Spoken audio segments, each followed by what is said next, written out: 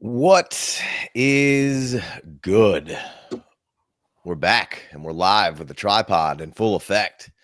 Got my guys Chev and old Big D rocking that Mariners gear. Just a big Pacific Northwest weekend for him.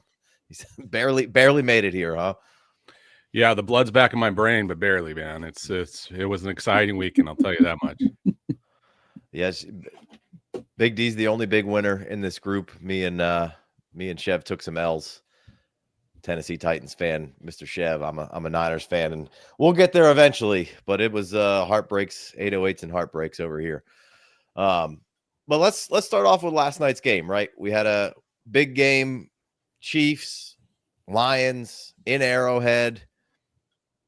Chiefs tomahawk chop their way back to 500 with a 30-17 dub. Lions go to 4-2, second in the North because of that week 1 loss to the Packers. And look, the Lions were missing some key pieces on defense. You know, that happens. Zach Cunningham's been out. We're missing Arnold, DJ Reed, Branch, and Kirby Joseph were both banged up coming into this one. So, you know, if you're a Lions fan, I don't think the sky is falling. Chiefs are the best shitty team record-wise in the league, I think. But honestly, man, I've been trying to stay positive on the Chiefs, and I think the rest of the league should be on notice with how well Patrick Mahomes is playing, how well this line's playing, even though they're rookie standout. This one, Rashee Rice comes back next week, and it gives them kind of this true number one. And now Worthy and Hollywood can sort of fall into their more natural roles of being, you know, a bit more role-playing players, not the more focal points of these offense. And I just think it's going to be good luck. I honestly, guys, unfortunately, I'm going right back to Chiefs Super Bowl favorites right now. Whoa. Who's better? Who can we trust right now? Right? Aggressive. I mean, it's aggressive, but I'll allow it. Okay. It's like the rare, excited to be here, by the way. I don't get to do these on Mondays. I watch as much as I can, but like I'm off work today, so we're here. But it's like a dip in Apple stock. Like, yeah, I mean, I was the one trying to price enforce and be like, hey, they're not that good anymore. They're just not that good anymore, guys. Like, look, they don't care about the regular season, and that's why they're not good. I didn't think they actually sucked. I just thought they weren't like, they're just trying to keep people healthy.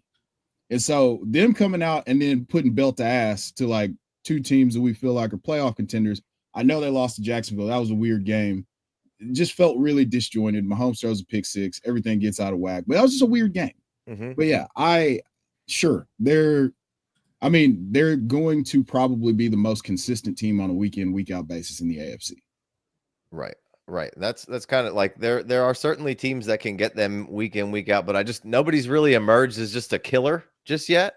You know, every week just being like, oh my God, there's so much dominance, right? And so I think I just default back to the Chiefs kind of being that team, and then you finally get Rashee back, and hopefully there's no soft tissue or anything that pops up from being on the shelf for so long, because that would be a huge bummer. But I just feel like there was a couple plays last night where that Juju made, like that's going to be Rashee Rice next week, and way more of that, right? Just crushing the middle of the field, and just gives the defense so much more to worry about. Right now, it's been, you know, can we get a shot to Thornton in?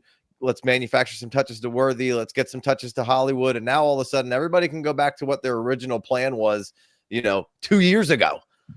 So I don't know. Big D, what's your thoughts here on this one before we go kind of look at the rest of the AFC West? And on this one, on this show, we're going to try to zoom out on the divisions a little bit since we have, you know, 6 games of information. So what were your quick thoughts on the Chiefs and where we're at here?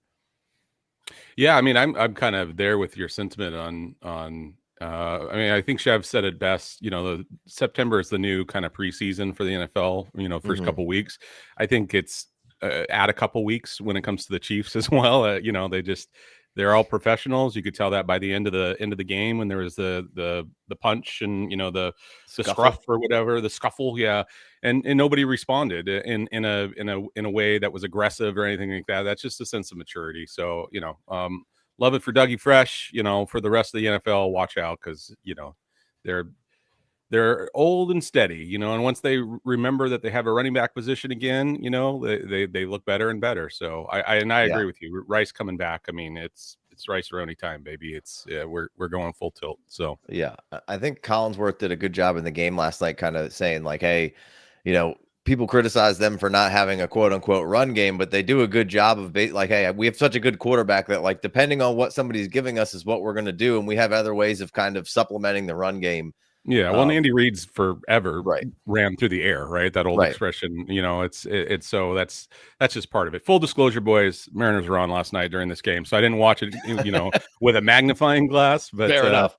But caught enough of it to feel good about, if I was forced to put some money on odds for the Super Bowl, winner, it would probably lean really heavy towards the Chiefs versus the rest of the league at this point. So yeah, no, I think, or at least meeting the Super Bowl. I won't say winner, but sure, I got to keep my Hawks in there, baby. You never know. Sure, you never know.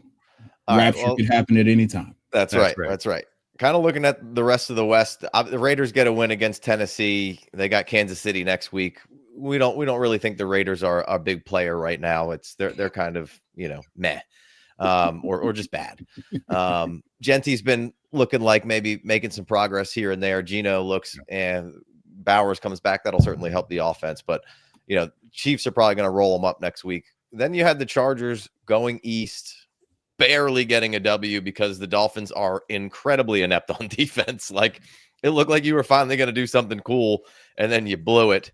So it's just a game that I thought the Chargers could bounce back, and then it looked like maybe they were in trouble early, and now going east, playing at 1:00. It's the old, that's a game you want to bet on. But I just thought the Chargers were even banged up, right? We're just a much better team than the Chargers, or a much better team than the Dolphins, and that didn't necessarily play out that way. It just, the ineptitude on defense eventually showed up at the very last second there for the Chargers, or for the Dolphins rather. Yeah, I don't really know what their plan is in terms of, just trying to stop the run, but they got to get some stuff figured out, because they made Cavani Vidal look like prime LaDainian Tomlinson yesterday.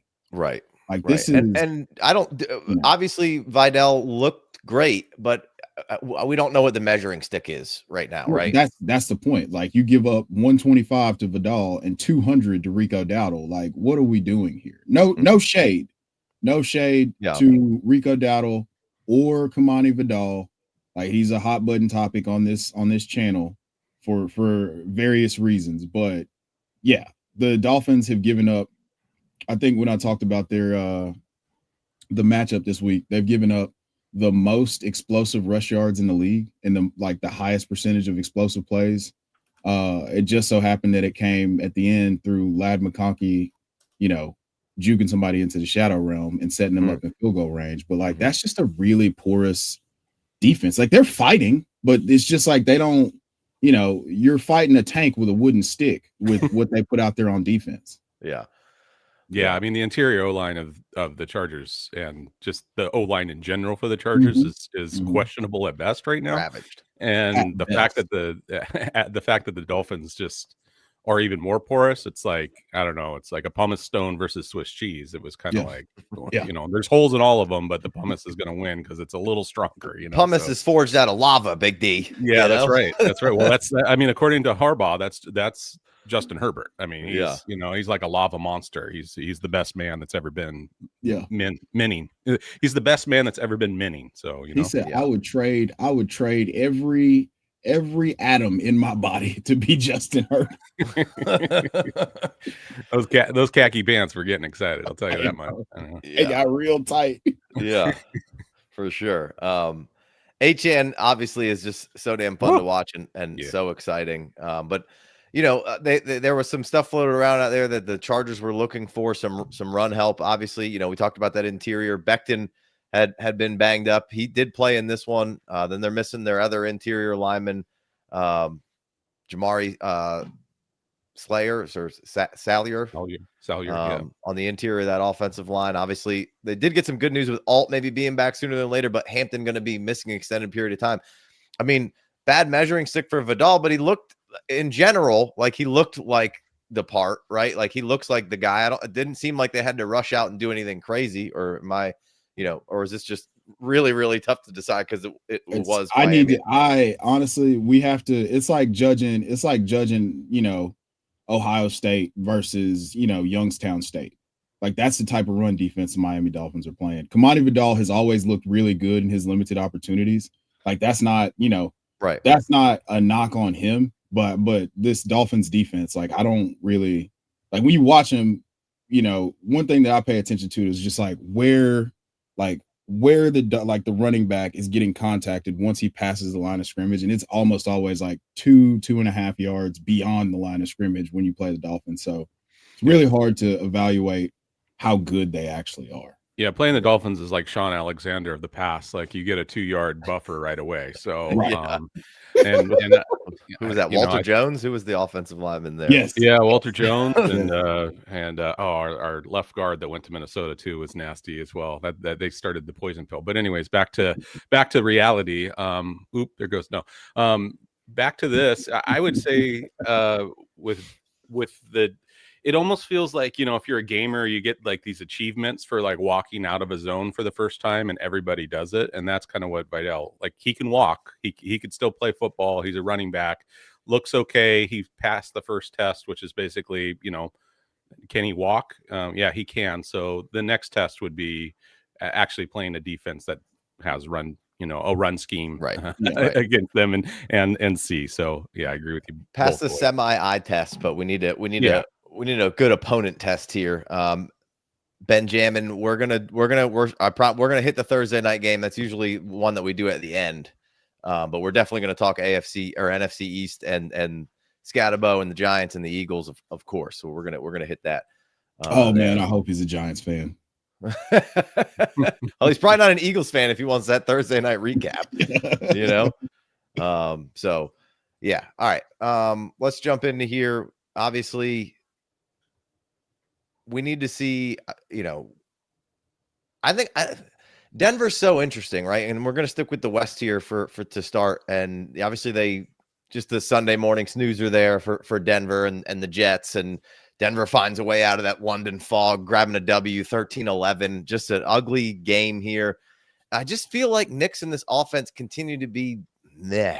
Like defense solid, Hufanga back out there. We haven't seen Greenlaw with this defense just yet. Hopefully we will, because I think that'll be just another huge upgrade. And Benito's playing well, and Cooper playing great defense. But like everything is just kind of mid-pack with this offense.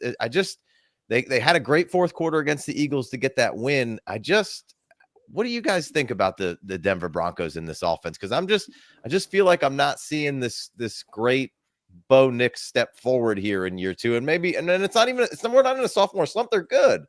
But like, I don't know. It's just, I feel like just something's a little just not quite there right now.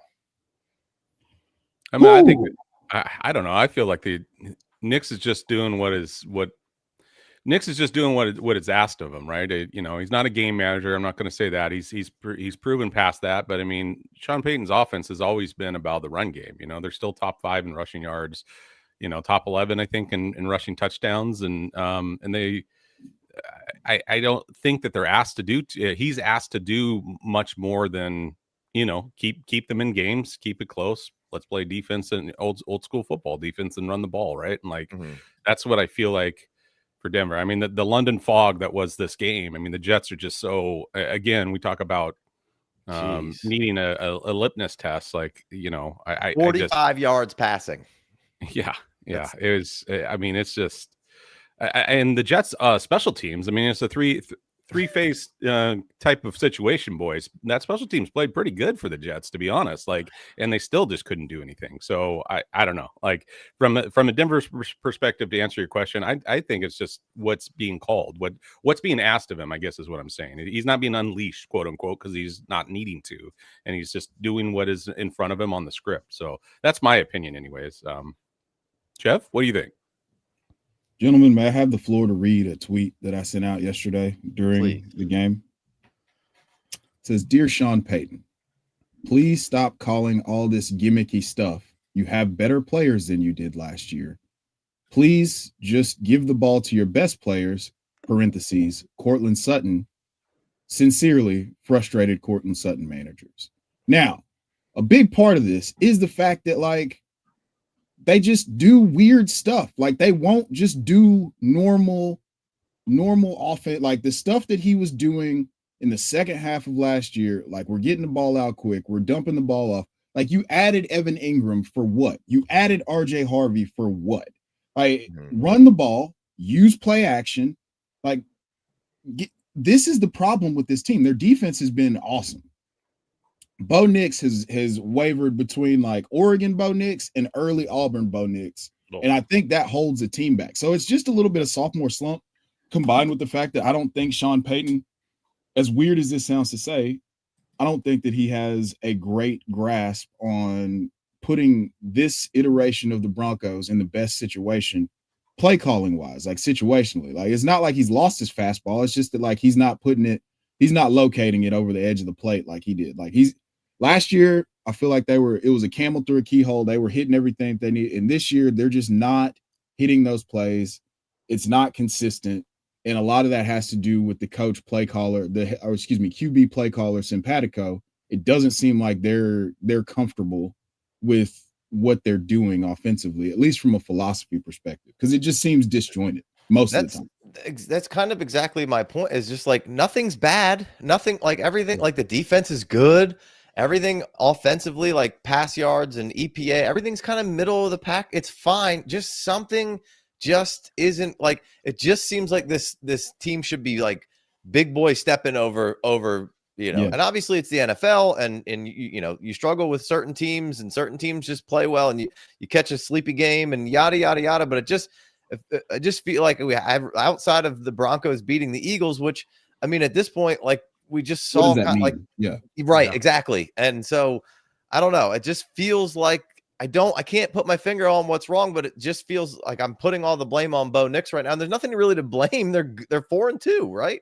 Yeah. I mean, it doesn't feel like we're quite there yet. And again, early in the season, we're 6 games in or whatever. So I do start to just be like, I don't know. This just seems very meh when like everything that they were talking about was like Super Bowl for that team. And it should be. I feel like there's just no confidence in what they're doing on offense. It seems exactly.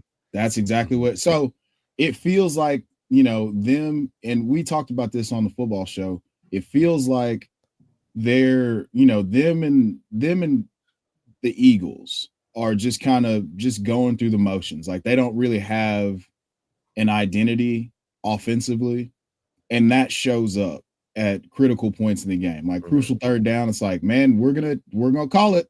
I don't know if it's gonna work. Like it just like you said, it doesn't seem like they have any sort of continuity, any sort of cohesiveness, identity, as an offensive unit. No identity. Yeah. You're not like, this is what they do. They're going to do this in this big moment, and this is where they're going to do, and this is how they're going to draw it up. It's just, I don't know. Yeah, I don't know. Yeah, I mean, to me, it just kind of feels like they're rising to whoever they're playing, and they're doing the minimal expectation. It's kind of like, at work, you're there, but you're not going above and beyond. You're not pushing it hard, and I don't know if that's scheme wise because they're being conservative. I mean, honestly, that's kind of what we're talking, right? They're being extremely conservative. They're not pushing Nix to be better than what he needs to be, in this case, going over to London, let's just get out here with a win, stay healthy. I mean, but I don't know, that defense is playing, in my opinion, they're playing lights out. I mean, they look great. I mean, what is it? 9 sacks yesterday. I think. And so, I mean, the scores should be at least 14 points higher, a 14-point differential, especially with how good that defense is playing, meaning that they're getting better field position. They're getting, all the things that go into the defensive side of the ball that helps the offensive side. They're getting all that, and they're still not, they're performing okay, but they're performing at like a C level. They're not near a B or let alone an A+, right? So I think there is pause for like, what's really actually happening here? Is it a maturity of the unit as a whole? Is it just a motivational factor that they don't want to get up for a game if it's, not that great, or who knows? I mean, it is 6 games in, so things do change. Teams get better, teams get worse, but it's something to watch out for. I mean, I think in the beginning of the season, felt like Nick's was kind of going off, wasn't he? Or was that I could be imagining. He had the good game against the Colts where he was like 206 and 208 and 3, and then it's been kind of. That's a solidified win, right? Or that's a solidified game. No, they lost that one at the end, but they lost it. But yeah, and maybe that's it. I mean, that's a pretty good defense now that we've seen. The Colts coming out but the performance of how Nick's played versus the results of the ledger, right? Was it a win or a loss? I don't know. So maybe there's something there, but it is definitely something to monitor and just go forward.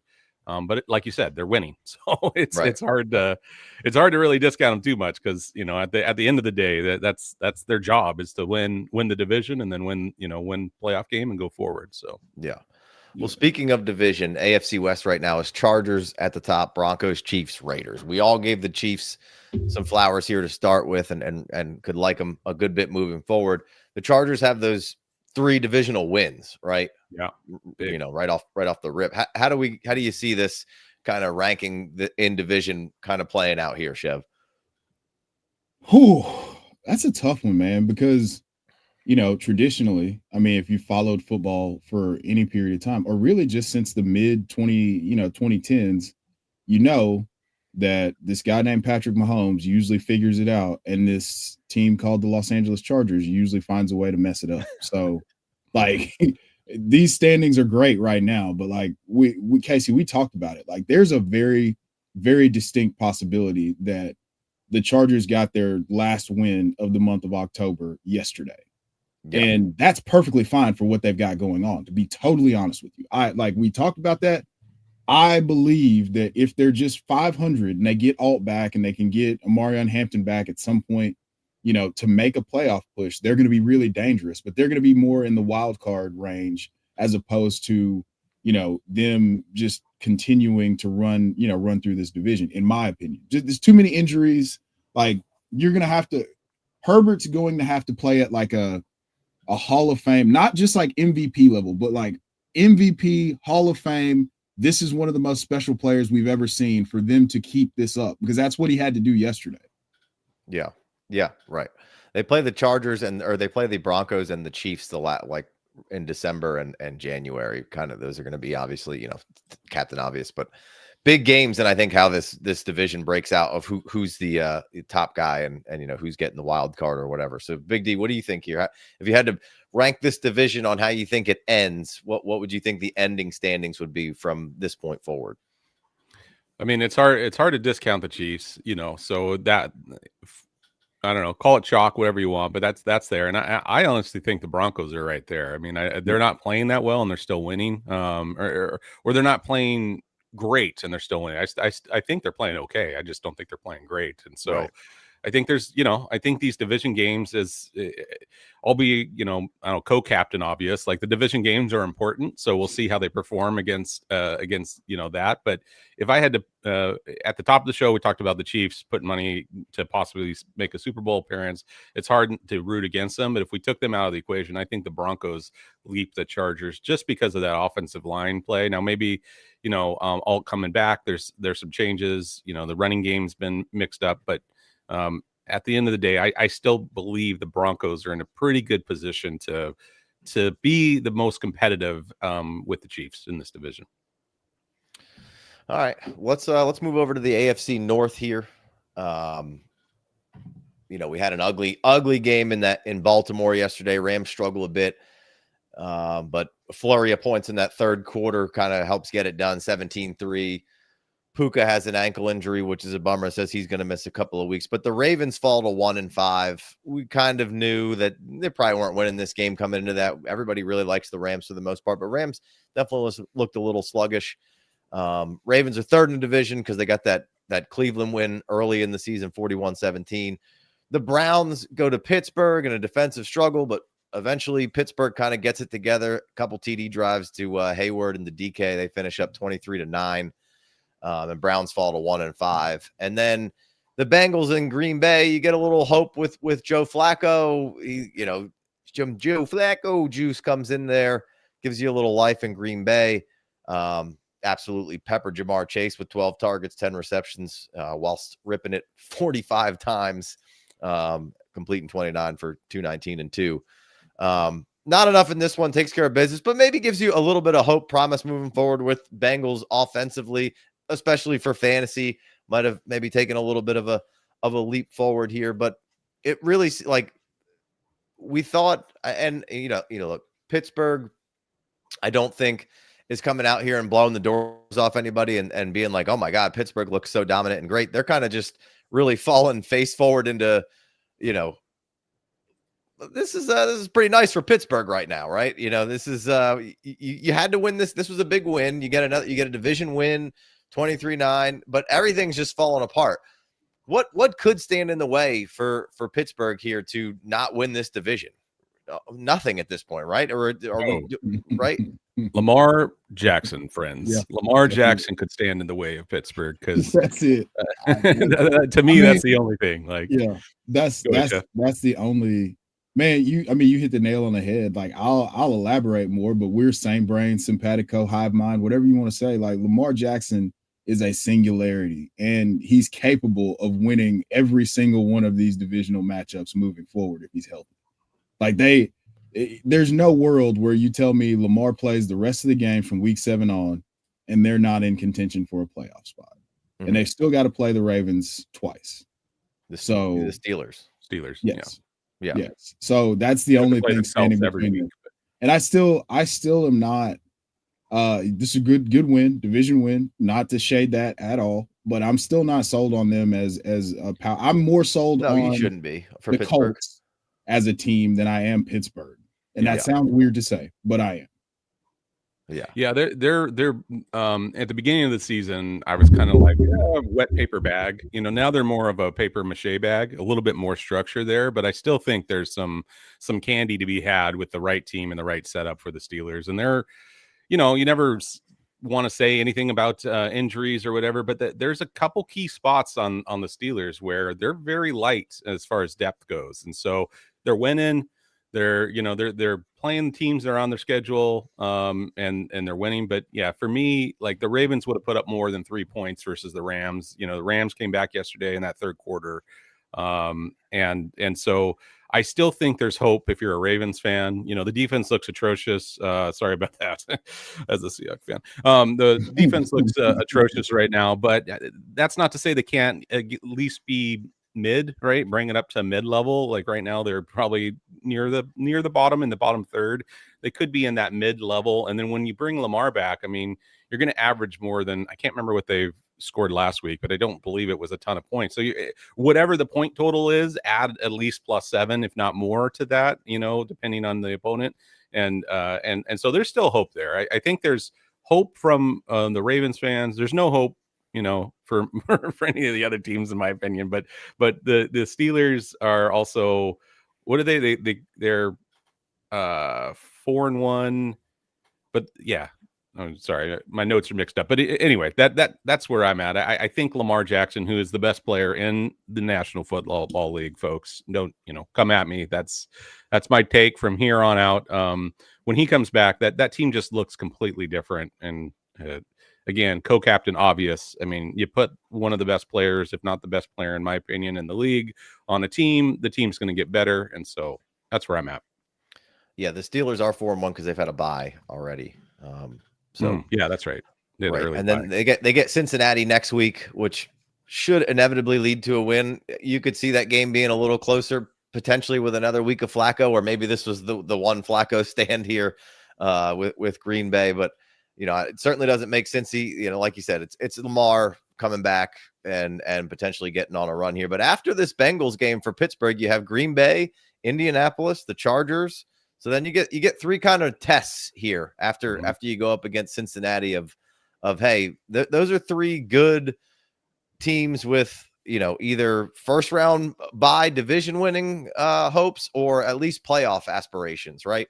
For pretty much all 3 of those teams. So that I feel like that's going to be a nice stretch to figure out kind of who Pittsburgh is, right?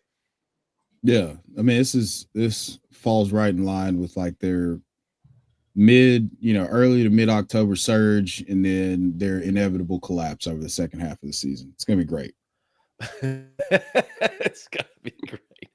Yeah, there's not a whole lot of when you watch the Pittsburgh offense, it's there's enough to kind of get it done for the most part, but it's definitely not anything where I think once you get up against talented, high caliber teams that I don't know that unless you're playing mistake-free football and you're getting the turnovers that you've been getting on the back end of things, the one positive yesterday was that Cleveland's been a good defense and that there was at least like a run game kind of happening for Pittsburgh, which we really haven't seen a ton. So I don't know if that was just a one-off with that Cleveland defense or what, but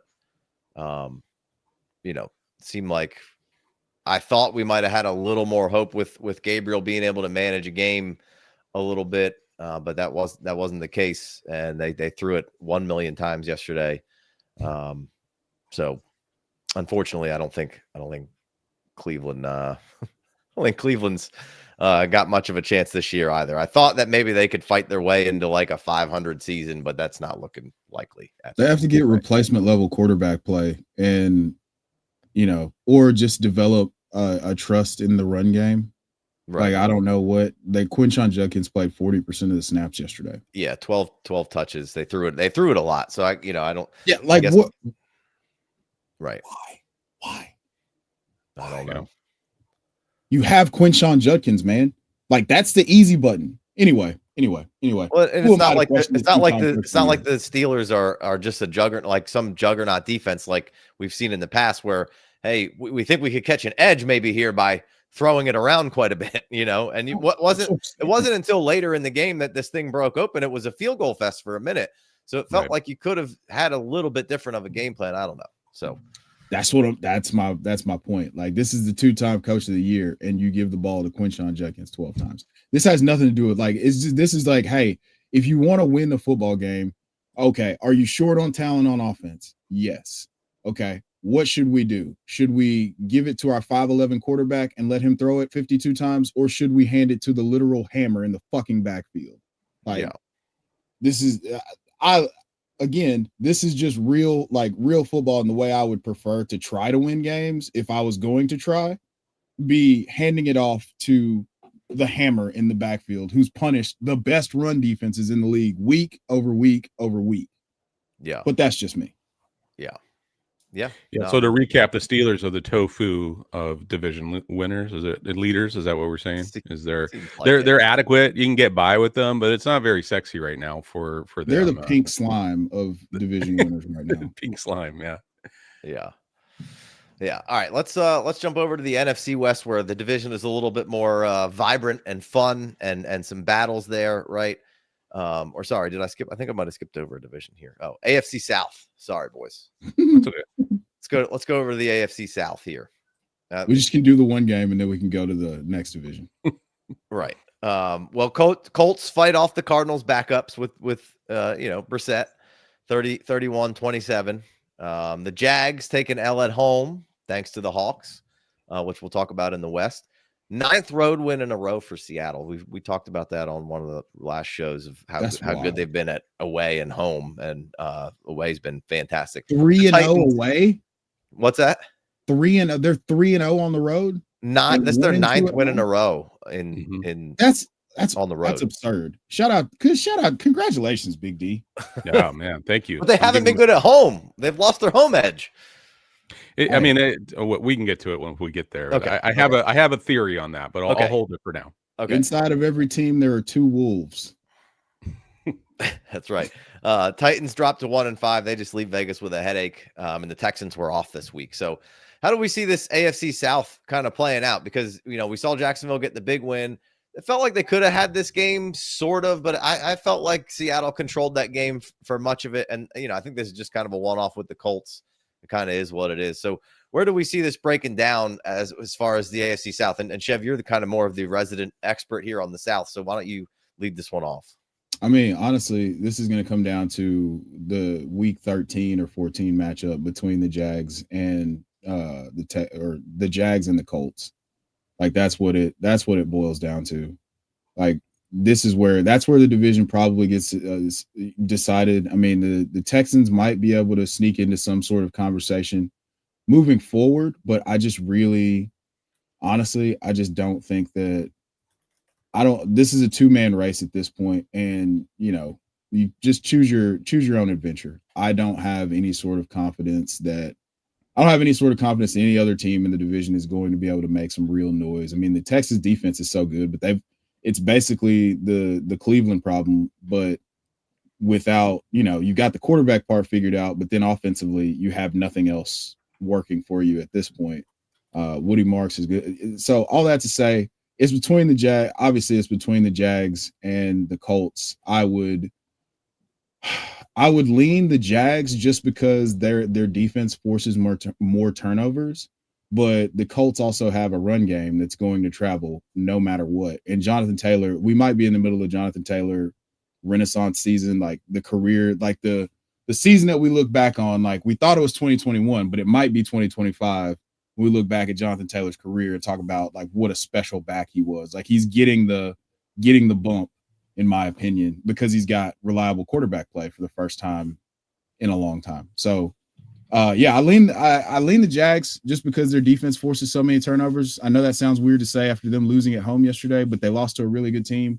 That's just, maybe it's a little bit of Daniel Jones phobia / bias, but also you got to deal with Trevor Lawrence bias if I'm going to go that route. So I know I'm talking out of both sides of my mouth, but I'm always going to take the team that forces more turnovers. So give me the Jags. What do you think, Big D? Yeah, I mean, I won't cover more points of what Chev eloquently put there, but I would say that Texans on a bye. That defense is pretty good. When that front five plays together, they have a shot. They have some run identity things, and there's still a few division games to be played. So this division isn't a juggernaut in the sense of, traditionally it was like 9-7 or something takes the division. So Colts are playing hot. I think they're the leader in the clubhouse right now, and most likely it's a two-headed race, like you said. But I will say the Texans have looked okay at times. Looked okay to better than okay when their front five kind of plays together. So if they can have over this bye some kind of cohesiveness and some sort of resemblance of a run game and maybe they need to do a different scheme, whatever. There's all kinds of stuff I could say about the Texans, but I do think the Texans aren't eliminated from the conversation. But I do think if as it looks today, the Colts look good, man. I mean, like not just for this division, but the Colts look good against the NFL. Like they've always been well coached. They're healthy now. They got a quarterback that doesn't hurt himself on rubber bands and stuff. Like I think they're looking good. And so it's hard to discount what the Colts have done up to this point. It's also hard to feel like you have solid ground because of the last 7 years of play. But I mean, I'm every week getting a little bit more excited for the Colts side of things. So let me ask you this: is it like we've seen them basically go toe to toe with every they've gone toe to toe with every opponent, and honestly, it should have come down to the last possession. It should have come down to the last possession with the Rams. I mean, it got, you had the Jonathan Taylor run get called back and AD Mitchell, tossing the ball out of the back of the end zone for whatever reason. But do you trust them to, I mean, they're 4-0 at home and they're 1-1 on the road, which that gives me a little bit of pause because that means that they're about to play a ton of road. They still got a bunch of road games ahead of them. Right. But then again, the run game travels. So again, I'm talking out of both sides of my mouth because I don't know what to make of it. Like I should believe that they're good. I should. Right? Yeah. You're yes or you're no. You're in and you're out. Yeah. No, I think they are good. I think they're really good. I think they're just sound on all sides of football and every facet of the game. They're just the Colts are just super duper solid, man. And Daniel Jones is just.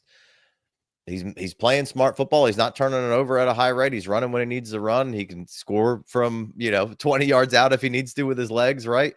Kind of going back to the division thought was I don't know that the Texans are going to necessarily do anything, but I think they're going to play spoiler to one of these teams, right? I think that's they're going gonna beat the brakes off one of these teams. Gonna be I think that's what's going to be the deciding factor between Jacksonville and Indy. I think is going to be Houston because they're going to kind of play spoiler. So yeah, I mean, the last 5 of the Texans is at Titans, Dolphins, at Colts, Patriots, and Jags. So the last 5 of the season. So I mean, I think they're.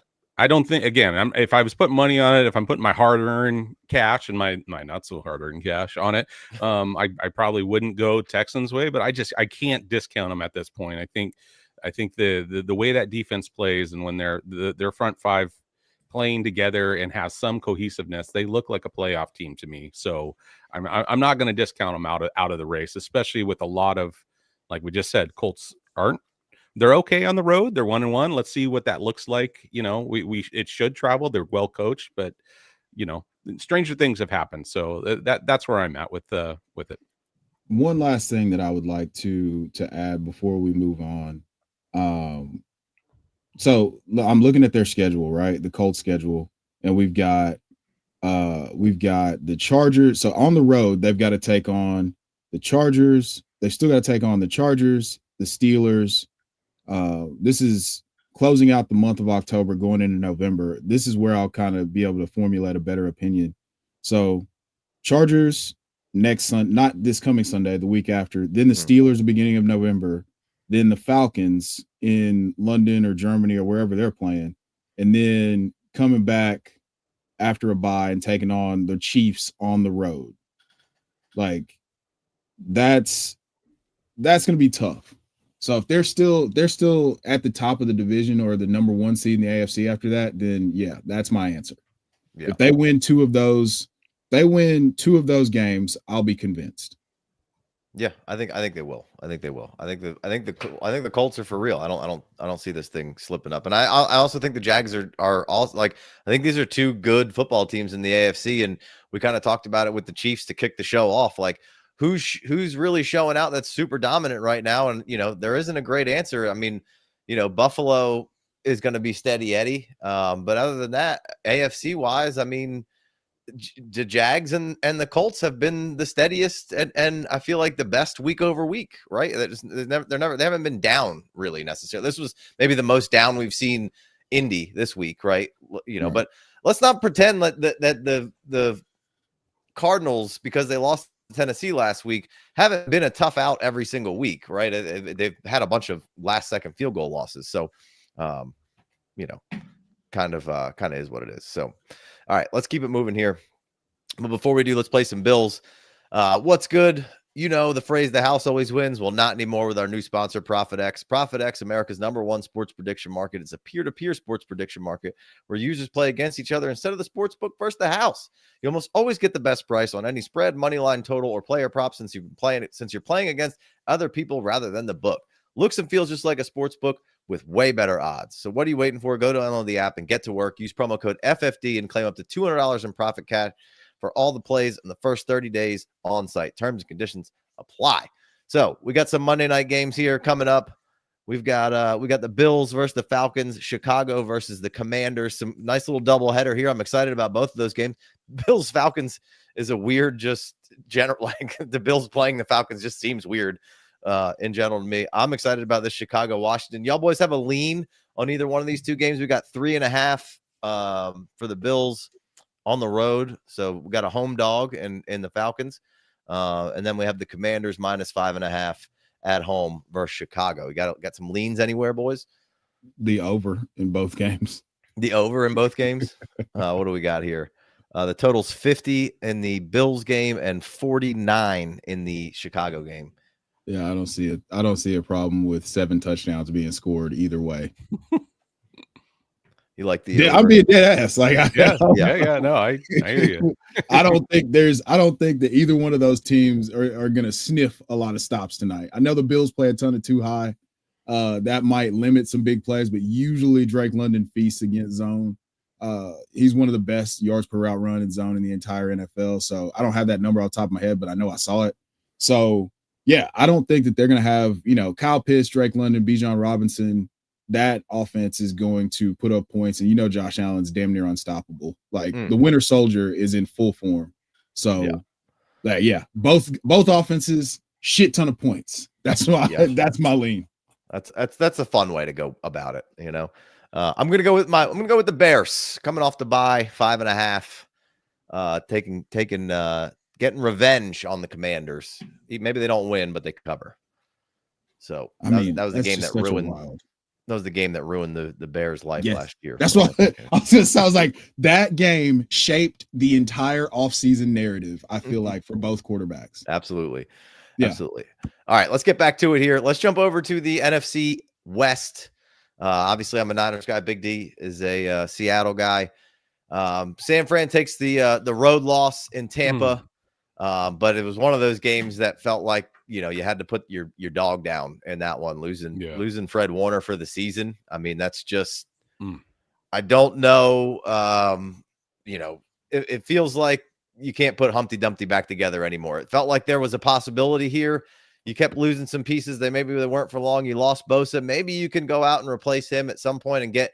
You're not going to replace him 1 for 1, but you could get some more pass rush. You just can't replace what Fred Warner does for this team. Like all of the just what he does for the actual team, and then what he means to the defense, and all the things he does, and then the plays he can make.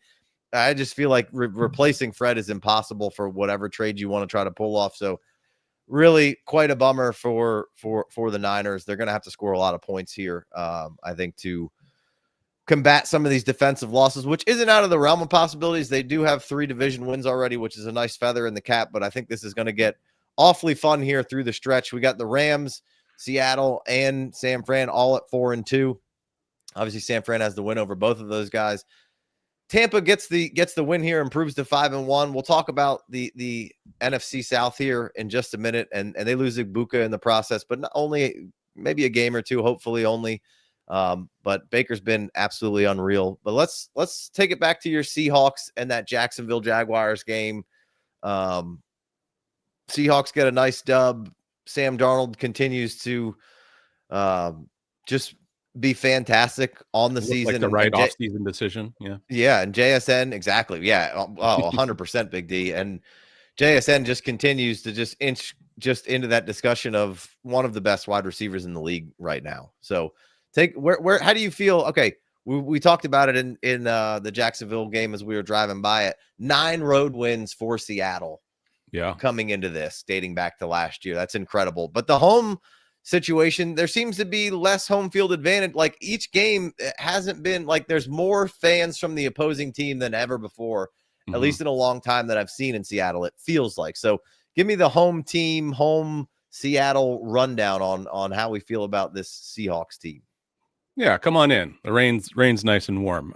So we teased it earlier, right? Or I teased it earlier, the hidden theory that I have. But I want to say that this, and when we talk about Jacksonville, that's with an X when the Seattle's there, right? Because JSN just went absolutely ham. But to me, the mark of a maturing team is your road record, right? And that's what I think Mike has got these boys playing is like, they're very young. Like the team age-wise, team is very, very young, and they're very emotional when they play at home. And I think that's part of the reason why their record is kind of shaky. Is they get juiced up and maybe go a little bit too, like a toddler or a kid getting a little too excited, and then they run out of juice. Where on the road it's more steady Eddie. There's a more controlled environment because you're not getting excited over your home opponent's crowd as much, right? And so that's my theory, is that as they continue to mature, as they continue to age as far as football education goes, and getting the schemes and ins and outs of this piece together, they're going to be great. I think from an offensive perspective, Seattle looks good, but I still am.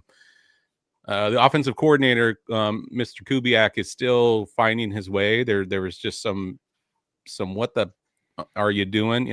Sequence issues, I feel like, in the game a little bit. Yeah, just like a real quick example, like they did a lot of sweeps to Charbonnet, and like if you want him out in space, maybe do a screenplay or something. It's just like stretching a defense with Sharps doesn't make any sense when you have Ken Walker on the team, So there's just some stuff like that. But overall, I mean, I think Seattle has continued to improve week over week. I don't believe that. A poor one out for. I mean, I know I'm a Hawks fan, but I love Fred Warner. You know, if you are hanging out, and if you aren't, you should be. But if you're hanging out in our Discord, you know that I'll every now and then I'll send him some love. He's one of my favorite defensive players. You know, call him the Terminator. Basically, he's so that to me that's sad. I want great competition, and that is a hard loss. You can't, as you already stated, I won't say more on it. You can find some pass rushing or some scheme differentials, but you can't replace leadership like Fred does for that team. And so that's a tough one. From the Seattle side, yeah, the home field advantage is not a thing anymore now that we're a semi-tech hub. The cost wise, I won't get into politics of Seattle when it comes to home field advantage, but people like to make money, and there's a lot of money to be had when you sell your tickets to visiting teams that may have somebody out here working for Amazon or Microsoft or etc. So there's some issues there with home field, and it's been talked about for the last couple years. Honestly, the home field has been kind of shaky for the last couple years, but overall, I think maturity wise, as the record states on the road, it's really just about these young players coming in and getting the cohesiveness and staying even keel, like not getting too high, not getting too low. And I think they just get a little too high when they're at home, which leads to some bonehead mistakes and some bad play. And honestly, like Seattle, the secondary was non-existent in Seattle as far as starters go, right? I mean, they're banged up. Yeah, they were massively banged up, and they played really. I mean, I felt like they played pretty great against Lawrence, and this was the first game with Lawrence that I watched. Obviously watched it every play, every snap, and I don't know, man. Like he's good, but he's and you already said it a few shows ago. He's, we had him as a quote unquote well, I don't know if we did, but industry had him as a generational talent, and he's obviously not that. But I think he's good, but like he's missing some progressive reads and some throws that, like, at this point, I don't know. He shouldn't. But again, he had a rough start too. So I'll be wishy-washy when it comes to Lawrence side. But I rambled on, so I'll stop there. That's so Seahawks great on the road because of the youth. Maybe susceptible at home because of the youth. So that's my theory. Yeah, no, both teams thought were going to be a little more run dependent and heavy. This game, there was no running at all. Both teams did a good job of kind of stopping that. And then we had to see Sam do his thing and Trevor do his thing. BTJ had a good game. Somebody asked if BTJ was back. BTJ looks pretty good. He dropped a pretty big one in this game. He could have had over 100 yards. He dropped one. He also had a touchdown, I think, called back. Yep. Yeah. So, I think BTJ was always going to be just fine. And to the Trevor point, like, I think we're seeing, like we talked about it a few shows ago, but like Trevor, like we've seen quarterbacks kind of go through the reclamation car wash. I think Trevor's having some of that and not having to go through the car wash. He's having it in-house, right? He's being remade and rebuilt, and he's learning how to do some different things. I don't think he's awesome. I don't think he's terrible. I think they can win with him. Is he Liam Cohen's long-term plan? I don't know. But Jackson, I felt like Seattle had the better of Jacksonville for a lot of this game. And they came off one of their biggest wins in franchise history in a long time for Seattle. So that was, or for Jacksonville. So that was a tough game in general. But I've liked the Hawks for most of the season here. And I really like Sammy D and JSN. That's just a combination that just, I mean, we asked it in the Discord. We talked about it on another show. Like, I mean, we can't be that far out of top 5 of JSN receiver wise, right? I mean, there's zero reason to keep him out of the top 5 at this point. Right. Yeah, especially with this scheme and with this quarterback. I mean, you were talking last week or 2 weeks ago about Puka and how he's kind of being established. And I feel like JSN's on that path. Like, I don't think he's there yet. I'm not going to call him best receiver in the league, but I definitely think he's in the top 10 for sure, easy, and possibly creeping into that top 5 discussion. And I do want to shout out one more thing. Outside of the Broncos, who had 9 sacks, Seattle had 7 sacks on the Jags O-line. And they haven't had a ton of sacks this year. Seattle hasn't had a ton of sacks this year. And I talked about the secondary being so weak. That's the reason why they felt like, super dominant, is that defensive line for Seattle I don't know if maybe it was just coincidence and they knew they had to step up because of what was happening in the secondary.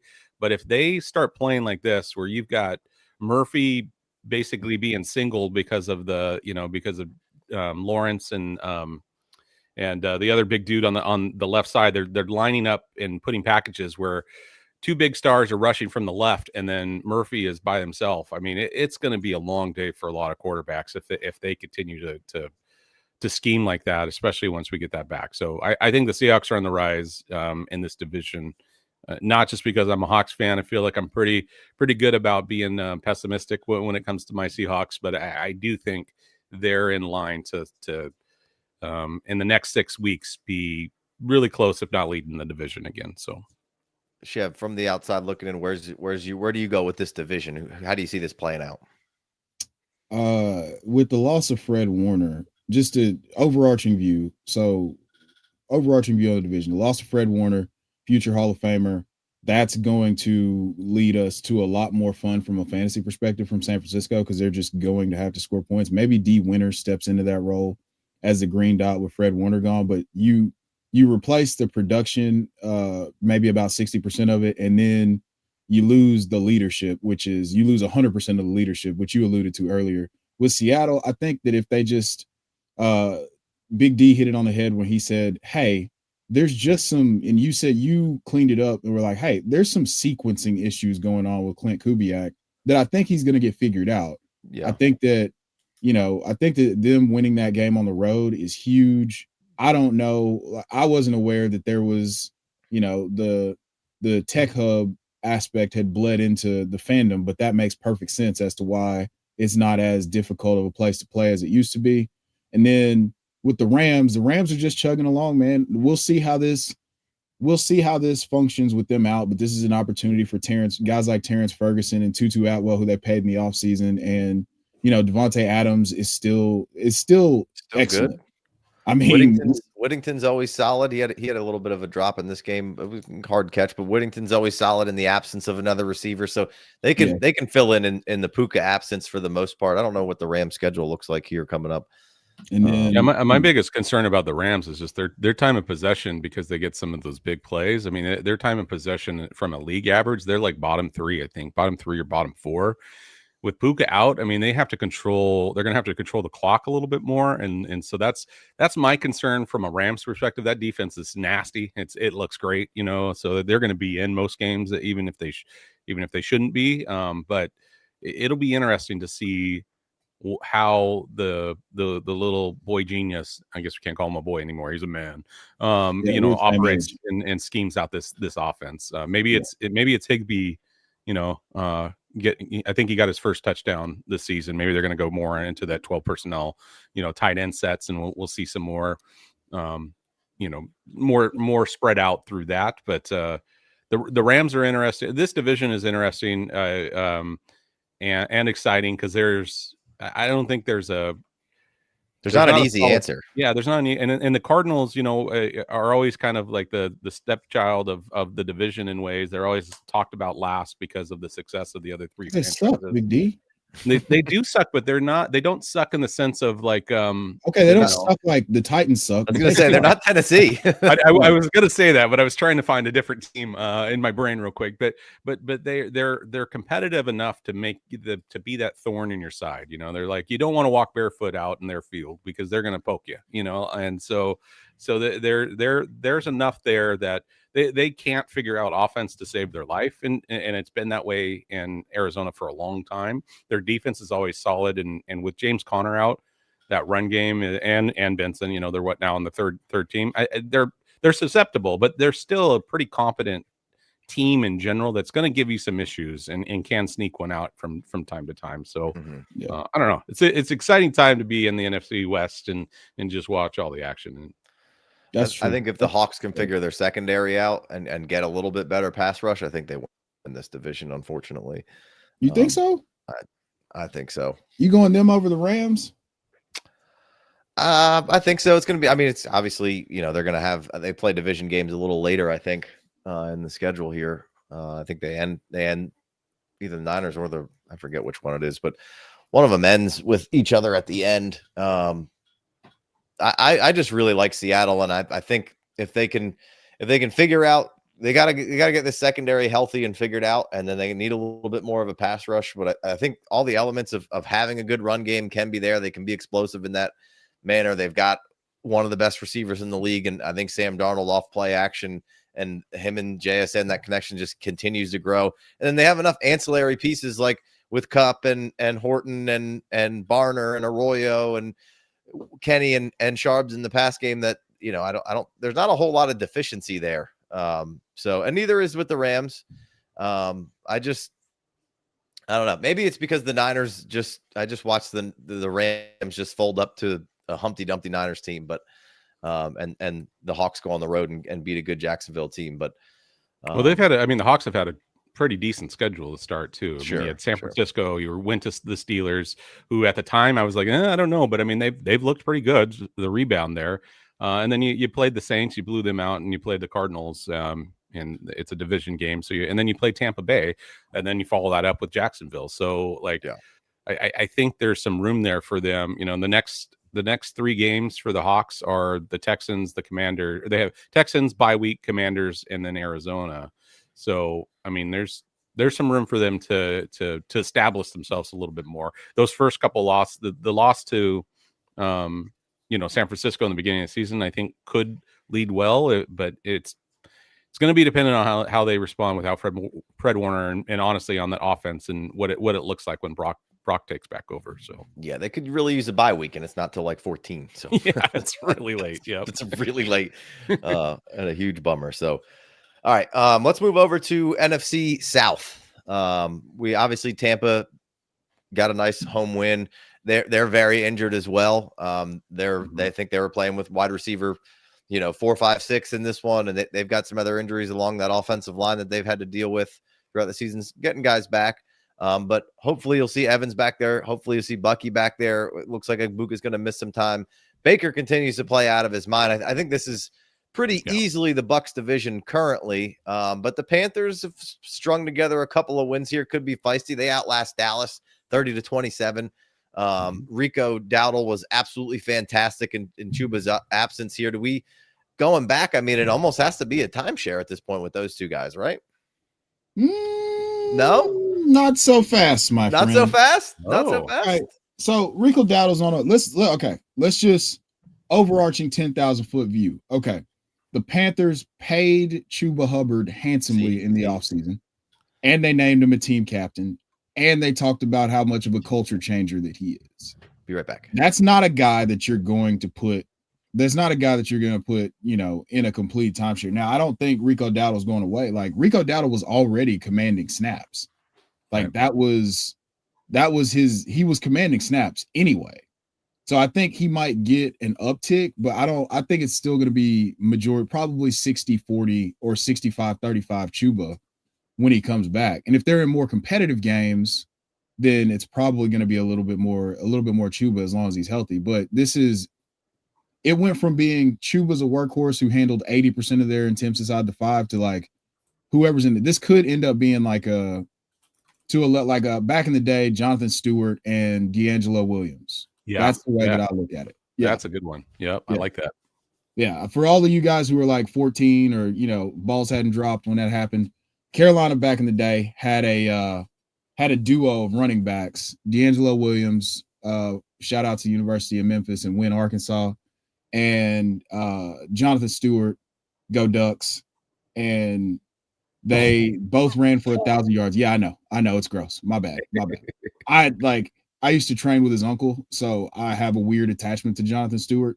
Hey, it's all good. I like Duck players once they come. I love Herbert. I like Duck players once they come to the NFL. I don't root for them in college. Yeah, look, that's a proximity rivalry that I don't have to touch at all. Yeah. So, but yeah, I think that Chuba's going to be the 1A, but this is going to be a 1A, 1B. I think that the spotlight got shown on them because they're 500 now. And they're playing competitive football. Like Chuba was valuable from a fantasy perspective, even in those garbage time losses. And now that they're being competitive and pounding the ball, I think that this is more of what it is. But the weird thing is that we know Dave Canales just prefers to use one hammer running back, and he'll run that motherfucker into the ground. So it's interesting, but I think that based on the organization's commitment, I don't think they can get rid of or shelf Chuba in any way, shape, or form. But maybe the calf hurts for another week. That's right. What do you think, Big D? Because I don't think you could put that. I don't think you could put the Rico thing back on the shelf. Yeah, I mean, I think it'll be hard to, but I kind of agree with the analysis there of Canales. The analysis of Canales is just he does tend to lean heavy on one running back. So excuse me, and I think with Chuba still the leader, all the points that were made, I still think he's gonna get the nod, and if he performs with all the carries, then that's good. I don't think it's gonna be a split Gibbs Montgomery kind of situation there in Carolina, but I do think I do agree with you that I do believe that the leash for Chuba maybe has gotten a little bit shorter, and there is a strong possibility that Dawdle continues to dawdle up and just eat away, and then eventually with a healthy Chuba take over. I just think it's going to be in limited opportunities, and Dawdle seems to be one of those Hulk smash type of running backs where he looks better the more carries he gets. So in a timeshare where he's not getting the bulk of the carries, how does he look, right? And that's my question mark there.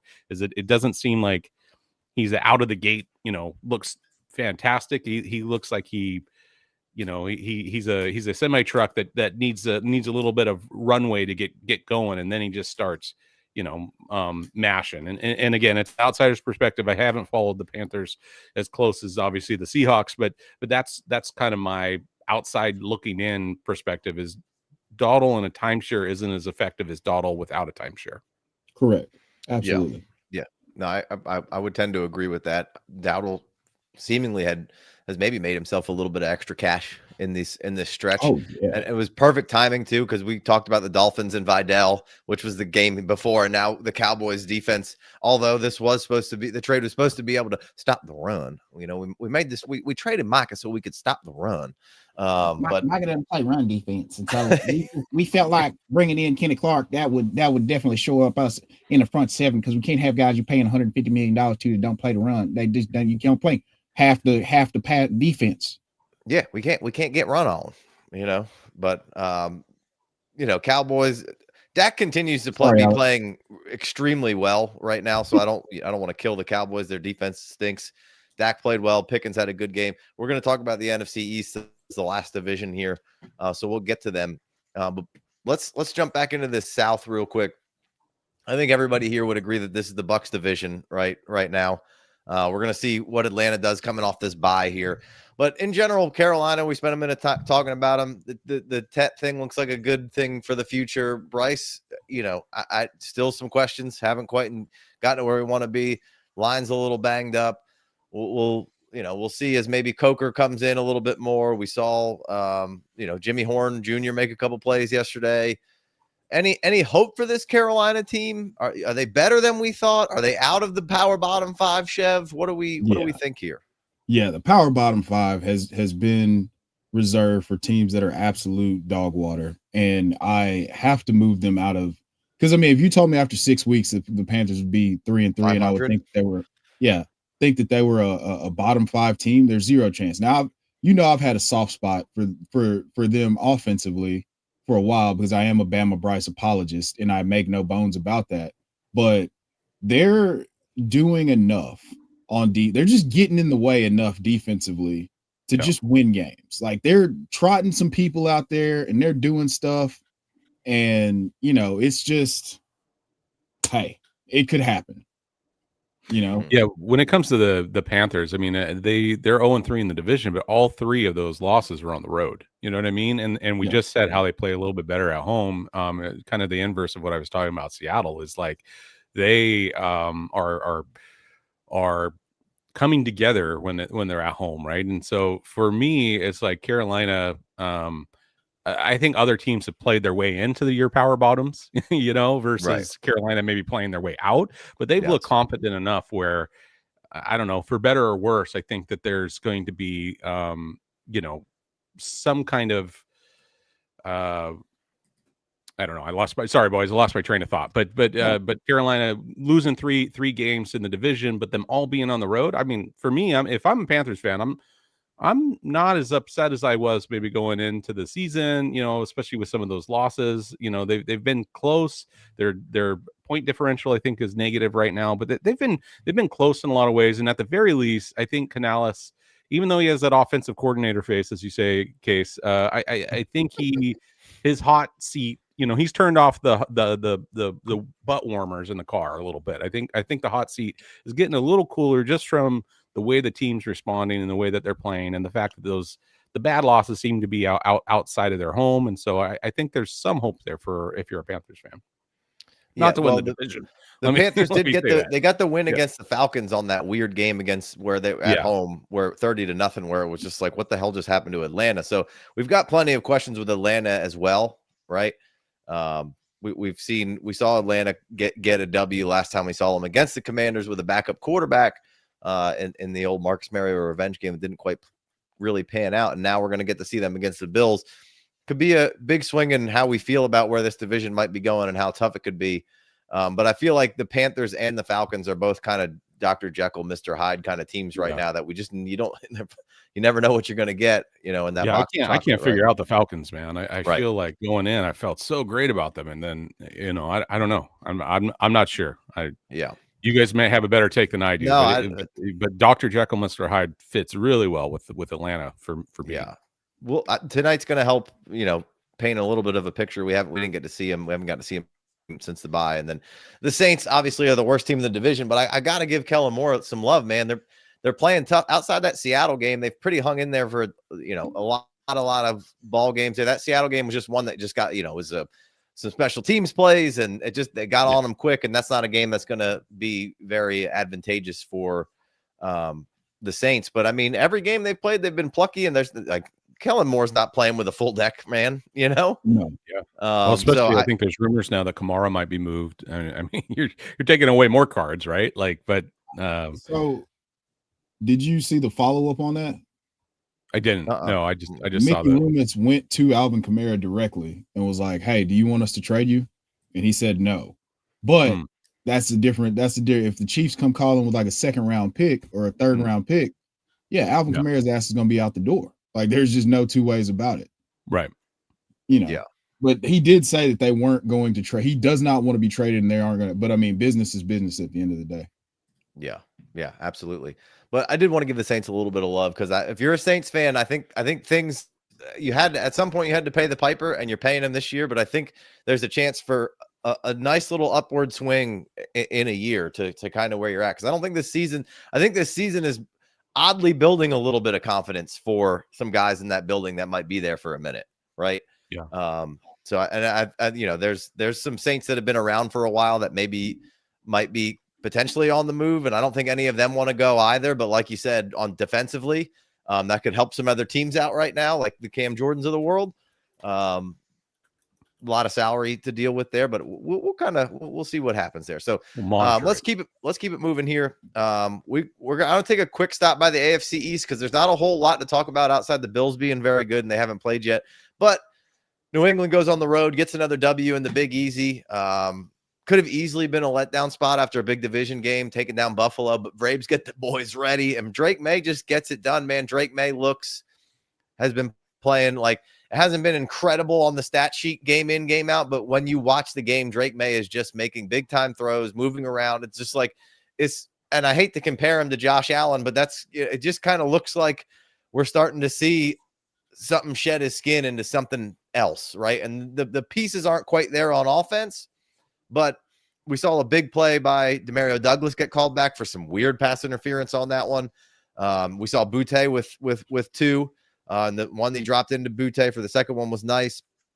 But overall, I thought a really solid performance by May. And it seems like we're seeing the emergence of an actual difference-making quarterbacks start to emerge in New England.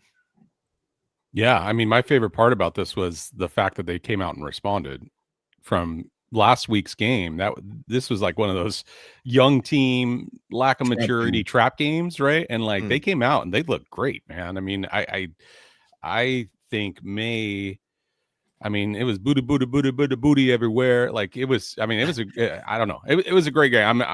Going into the season, I was on the Chev train as well. Like I could not understand why Vrabel was not hired and out of NFL outside of his own choices. Right? Like the dude is just such a great leader of men and a coach.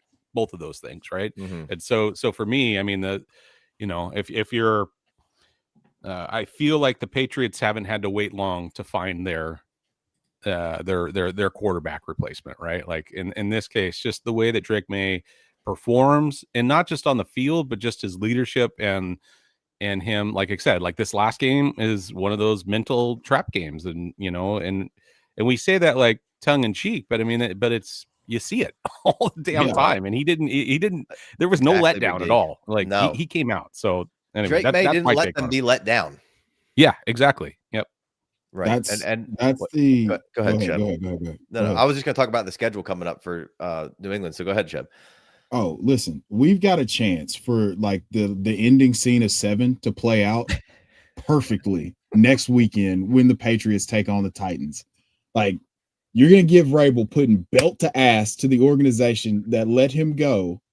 And he's going to get the guy that replaced him fired. It's going to be so. If you don't do anything else, just watch that game just for that. And then look for your sleeper notification to see that Brian Callahan, the Caliban, has been removed as the leader of the Tennessee Titans, and all will be well in the universe. But to talk about the Patriots themselves more, this was Big D hit the nail on the head here. This was a game that we've all been watching football for a very long time, and you see this with young teams time and time again, where you're coming off a huge division win, you're on a short week, you've got a noon kickoff the next week, and they come out flat, and they let a team like the Saints that's not going anywhere ultimately mess up their trajectory. We watched that shit happen with the Patriots and the Bengals last year. Like, I mean, it was the season opener, so it's a little bit different, but you get what I'm saying. Like a lesser team, a team that has playoff aspirations, which now I believe it's safe to say that the New England Patriots do have playoff aspirations. You watch them go into a game like New Orleans and lose, but that's the Vrabel effect. He gets these motherfuckers ready to play on a level that, like, it's weird. Now people are going to start dying, and they're going to run through a ton of people on IR. That's just part of the experience too. But they're going to win a lot of games they're going to win more games than you think, and they're going to win a lot of games you don't think they should win, because that's how good Mike Vrabel is at getting guys ready to play. Yeah. Yeah. No, I mean, just looking at this schedule kind of to wrap this division up here, but also kind of put like a question mark and an exclamation point on like that Buffalo game that they just won. Like they've got the Titans, the Browns, the Falcons. They could easily win all of those games. Then they have the Bucks, which maybe the Bucks will be a little healthier. Maybe that's a loss. But then it's Jets, Bengals, Giants, and maybe the Giants are on a good upward trajectory. We're about to finish up with the NFC East here. Then they have the Bills again, the Ravens, and by that time, I would think the Ravens will probably be on to putting belt to ass, to take a phrase from you. But then they finish up with Jets, Miami. Like that could be like 4 losses in there for the rest of the season for the Patriots, man. And they split one with Buffalo. Like, Buffalo's schedule isn't hard. Shout out to Forrest in the comments here. He's been crushing it. But Buffalo's schedule isn't necessarily terribly difficult either. But like that's a pretty nice fucking schedule right there for New England to come out here and make playoffs second season with Braves. Bro, like it lines up, right? Yeah. And again, this is what he does. Like he is a culture driver and changer. Apparently just, him wanting control of the front office after John Robinson decided to trade AJ Brown was a straw too much. And now I don't blame him, by the way. Like, fuck that. Like, sorry. But no, I mean, I'm with you. Yeah. I'm with you. This is I like just give him whatever he wants. Like he saved your team from eternal like damnation as a franchise. Like just give him whatever he wants. Yeah, and I think that win with Buffalo was at Buffalo, right? Yes. So this home game here with Buffalo too. I mean, it lines up well. I mean, there's some primetime games in there, where I think the short week you get the Jets, after the Bucks. That could be a tough one because the Bucks do play. It's going to be a lot of energy exerted there in Tampa. But yeah, as long as they're taking care of their P's and Q's, as I believe Vrabel's teams do, all these games are winnable. Most of them they'll be favorited, and that's kind of how I look at it. Yeah, Forrest said, "How do we feel about if they lose the Bills and Ravens games back to back?" I mean, that's a real possibility. I don't think it necessarily changes anything as long as they're not just getting drubbed in those games. Like those are going to be playoff field games. It's going to be kind of getting you ready for what you might be going into, right? For Yeah, dude, those are games that we thought they were going to get absolutely blitzed right at the beginning of the year. So us referring to them as any sort of playoff team or those games meaning something this late in the season, is a win. Like let's go back 42 days, and that would have sounded absolutely ludicrous. Yeah, for real.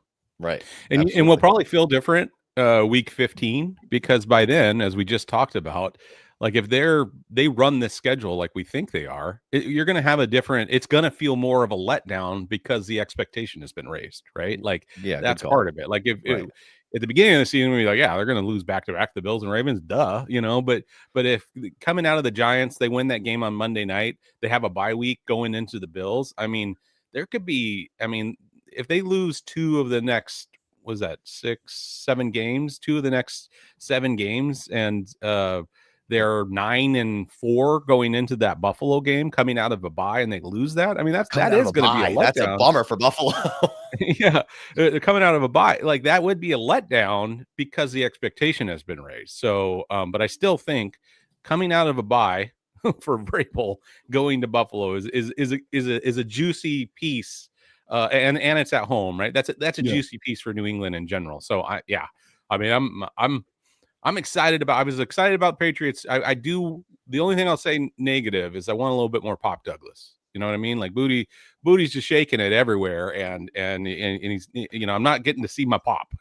I need to pop that Booty out of the way and get a little bit more Pop Douglas, just because of his outside exercise routine. I love his running hills and Jerry Rice-esque exercising process. It cracks me up. But anyway, it's an inside joke that nobody gets besides myself. However, I do think New England looks good. They're set up to look great, and they're set up to have some exciting matchups come the end of the season. And this division that has two floating turds is at least we're going to get a double-headed competition coming towards the end. So Jets and Dolphins are for sure 32 and 31 in power bottoms. Absolutely. Oh, I mean Tennessee. Yeah, sure. You're right. 31 and 30. They're 31 and 30. Yeah. All right, let's wrap up with the NFC East here. Mostly, obviously we haven't seen the Commanders. The Cowboys are the Cowboys right now, and we kind of talked about it a little bit with Carolina, but want to go back to that Thursday night game, Philly, New York, Dart, Scatabo. I'd been kind of foreshadowing a little bit of what I thought New York could have, like a little bit of that Eagles light swag with kind of how they could go about playing and winning, with getting after you on the defensive line. Maybe the offensive line plays all right. You could run, the quarterback can run around. And in this one, I didn't think the Giants would get them like this. I thought it would be a closer one. But I mean, we gotta, Dart. We just talked about the Patriots coming down and potentially losing to New Orleans. Well, that's exactly what the Giants did, right? Mm-hmm. The Giants came off a big one, then lost to New Orleans, and then bounced back to Philadelphia.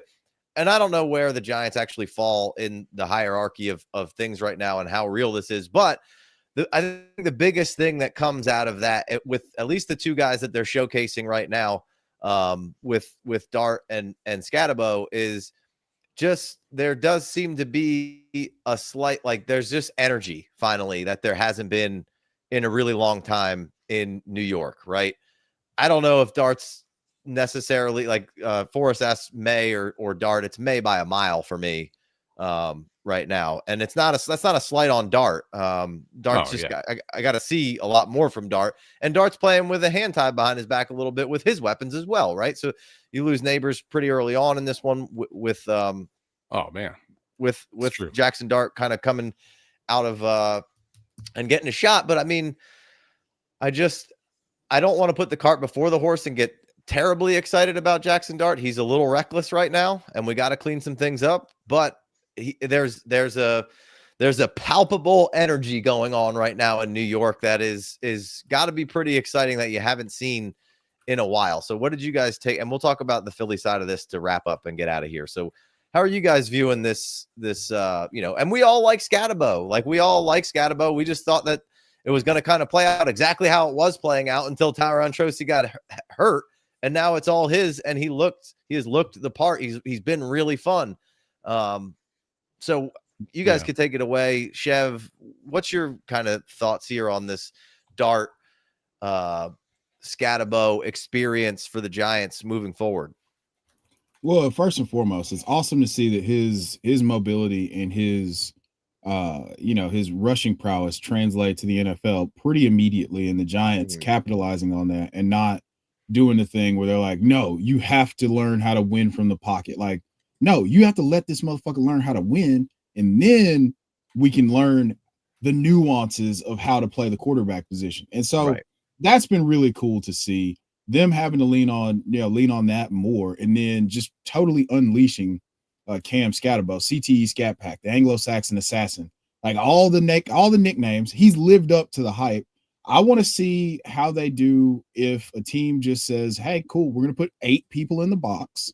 We're going to spy Jackson Dart. We're going to make you beat us throwing the ball. I want to see what happens then. But he's passed the test to date. So going back to the preseason, we talked about it. He looked like it was like, okay, so he belongs. He's not struggling with the things that, rookies tend to struggle with. But this is preseason. Then he comes out. He gets a W against, a vaunted defensive coordinator and Jesse Minter. And then, they have the loss against the Saints, which that's rookie shit. That's just what happens. Right. We literally just talked about young teams going on the road, letdown spot. The Saints are still a tough place to play, regardless of what their record is, and they fucking lose. And then they come back 5 times. That's what's going to happen. Yeah. Yeah. And then they come back on Thursday night against a team that just looks like they don't want to play football, and they beat the shit out of them. So Jackson Dart, to me, Casey, I text you this. I was like, are you ready for the discourse of Jackson Dart being in that Drake May conversation if they beat the Eagles? And here we are. So he's playing great football. He's playing winning football, and he's doing what they asked him to do. If he keeps it clean, they have a chance, because his run game between Scatabo and him can buoy them. It's just, can Theo Johnson or Lil Jordan Humphrey or Jalen Hyatt, one of these guys emerge as a reliable pass catcher for them to actually make some noise against a team that just gives a shit. I don't know what the Eagles deal is, to be honest with you. I don't want to denigrate the win that the Giants had, but also we don't know what's going on with the Eagles at all.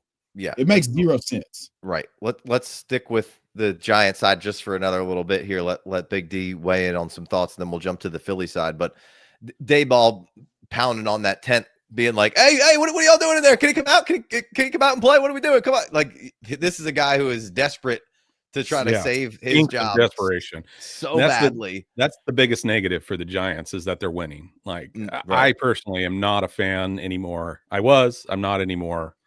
Of their general manager, I haven't been for a while, but Dayball he's so one-sided in his offensive calling nowadays. Like, I just, the Wet Willie Headbutters Association, they're in full effect there in Giants land. But man, like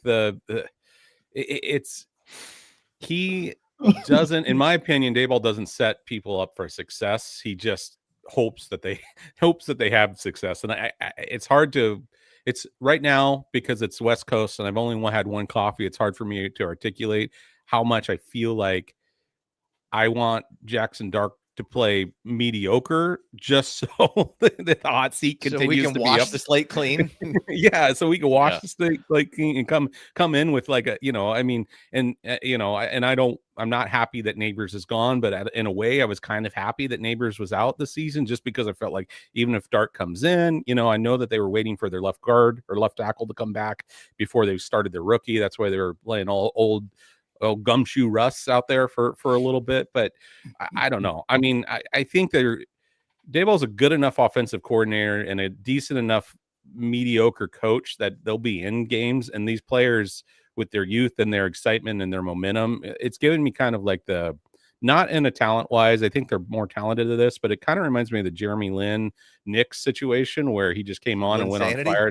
Back in the day, a three-point apparatus just going nuts. And that's kind of that's the energy I get from Scadaboo, is that like, let's go, let's do this. Like he's the he's the momentum creator, and he's the if he was a goblin, he'd be beating the drums for the march. I'm doing all kinds of analogies because I'm trying to ignore my hate for Dave. It's not hate, it's just I'm over it. From a Giants fan perspective, I feel like I would be completely over it, and I'd be excited that my rookies are playing and they look okay. But at the same token, I don't know, I'm over it. So that's my take on the Giants. Happy days. Back to you. Yeah, I hope I'm not necessarily ever trying to pining for anybody to get fired. And Dayball's had a rough go there, and we've seen their objects go on and be shining things in other places right now. So it's tough. It's a tough look right now for New York. That's a good point. Maybe that's my hate, is how he treated and worked with Daniel Jones. I mean, not that I'm a huge Neighbors Daniel tried Jones to tell person. you. Neighbors at one point did try to tell everybody it's not the quarterback. Yeah, exactly. So I think, sometimes you just need a change of scene. I think I think regardless of how this goes, I hope that they get rid of Dayball and just kind of move on. I think Dayball could go back to being a coordinator a little bit and kind of reassess some things. But yeah, no, I think Jackson Dart has been very impressive in what he's able to do out there with the Giants, and kind of how he's been kind of set up for what's going on over there. So that part has been super impressive. On the Philly side, to wrap this show up, I've been talking about it pretty much since week one, and I was wrong about the Bucks, but I feel like I'm getting more and more right about Philadelphia. That just something's not right. I told you, Chev, last week that there's starting to be cracks in this defense a little bit. Now Quinyon Mitchell being out is a bummer, but and obviously no Jalen Carter is always going to be a big deal. That game might look a little different from a Scatabo perspective if Jalen Carter's in there, but there's something broken and off in there. I don't think the offensive coordinator can coordinate an offense right now. AJ Brown and Devonta Smith and Saquon and Hurts are having players only meetings, and to be this early and to be that pedigree of a team and to be having to do those kind of things right now. And it seems like it's all a little bit just off right now in Philadelphia, and it feels like it's going to be record wise. I think they can hold serve in some games and win, just because they have a really good outfit. But generally, I think this is just going to probably be more of a down year for Philly than anybody necessarily expected. I don't know if anybody can really rise up and take this division from them, because I don't see the Commanders as being some crazy force right now. But let's wrap this one up as kind of saying, do you think Philly's winning this division? If not, who else has a chance? Man, they're going to win the division like the Texans won the AFC South. That's the best I got for you. Good analogy. Yeah. This has looked like a completely disjointed team for the majority of 2025. And I mean, week one, we kind of saw, we saw them scoring points, right? But it still didn't, passing game wise, it didn't look right. And, they weren't really leaning on Saquon. That's the thing, is that they're not leaning on Saquon, and they're not hitting explosives in the passing game. So you're just kind of in this middling no man's land where Dallas Goedert's your most reliable, pass catcher on a week in, week out basis. And that's just not where you want to live, especially when you have two talents like AJ Brown and Devonta Smith. Now, a big part of that is the coaching. I would lay a lot of that at the feet of the coaching, because there's just no way that you have this offensive line, which Landon Dickerson has missed time, and sure, that might be a piece or a catalyst to some of the ineptitude with the run game, but also, like, there's no reason why Saquon sees 6 carries in a game. That's None. just stupid. Never. Oh, there is, never, because ever. their guard play is awful right now, and that's part of the biggest issue is because of that they're going away from it, and I agree. I mean, I think Philly is just too talented not to win the division just from a from a talent perspective. They're gonna fall forward and win, but the scheme, the way that they're being coached, there's a lot of pieces. I kind of felt like last week going into this game, when we talked about the Chiefs and how they're kind of a slow starter, the Phillies kind of felt that way the last couple of years too, but then they turned it on. But I mean, there's a massive deficit, I think, in leadership at the coaching level with more out of there, in my opinion. Yes. And until that changes, I mean, you're just going to have a lot of like, what the hell was that? Or close games where the talent's going to win out, that they're more talented in ways than others, and that's why they're going to win the game more than they outplayed the other team, if that makes sense. Yeah. Like I think they're, they've got enough pieces on defense. The special teams is decent enough that they're probably going to win this division, but it's more of a maybe they're not stepping forward. It's more of everyone else maybe falling backwards a little bit, and they just happen to win it. So, yeah. A couple things that I wanted to note. There's not being enough made of the losses that the Philadelphia Eagles suffered in free agency defensively. Milton Williams goes to the Patriots, like $90 million contract. That's a guy in the middle. Jordan Davis has been he's stepped his game up and he's played pretty well this year. And Ndamukong Suh shouted him out after the big block kick touchdown. Also the other edge rusher that they lost. Slay's gone. CJ Gardner-Johnson, no matter what you think about him, he's also gone. He's a big communicator in the back end. Like, so you lose two. I think that there's just a vacuum when it comes to like an actual leadership perspective. And this might be a reset year for the Eagles in terms of that. And we're seeing that happen in real time. And it's weird to see that that happens with Super Bowl teams. But now how do you respond? Like this, they might win the division. They might not. Cliff Kingsbury and Dan Quinn and the Joe Witt are fucking dialing it up in Washington right now. They're cooking. And if Jaden Daniels is healthy, I can't say that they like. I said it initially, but now I'm thinking about it. I'm like, Washington's just, they're in a better position if they can figure out what they're doing on defense, which again, Joe Witt and Dan Quinn are going to figure it out at some point. But it's just, I don't like what I'm seeing from Philadelphia is what I'm trying to say. I don't think that it's fixable because it's a foundational issue, not a schematic issue. Yeah, Josh Sweat was the other player they lost. Yes. I think there's enough, like Cowboys, Giants just got him. Cowboys could have maybe got him week 1. I think there's enough. If the Commanders can figure some things out and stay clean in a couple of games that they should stay clean in, there might be enough to muddy this up for the Eagles division loss wise to potentially see maybe the Commanders jump ahead of them. I'm not super convinced on the Commanders right now either. So I think the Eagles still probably win this division. But all right, let's wrap this up. We've gone on long enough. I know you boys got some stuff to do today. Alex, the producer, probably got some stuff to do. So we appreciate you guys. We'll see you next week, 11 o'clock Eastern for week 7 recap. And we appreciate you. Anything else to say, boys, before we wrap it up? Hey, thanks, Forrest, for killing it in the chats. We appreciate you all. Thanks for having me on the mic, and I kept it PC so I can come back to the public show at some point. But if you want to see me more often, get in our Discord. I'm on the Patreon side. I'm in the Discord. I'm floating around. So let's go, boys. That's right. All right. We'll see you next week. Peace.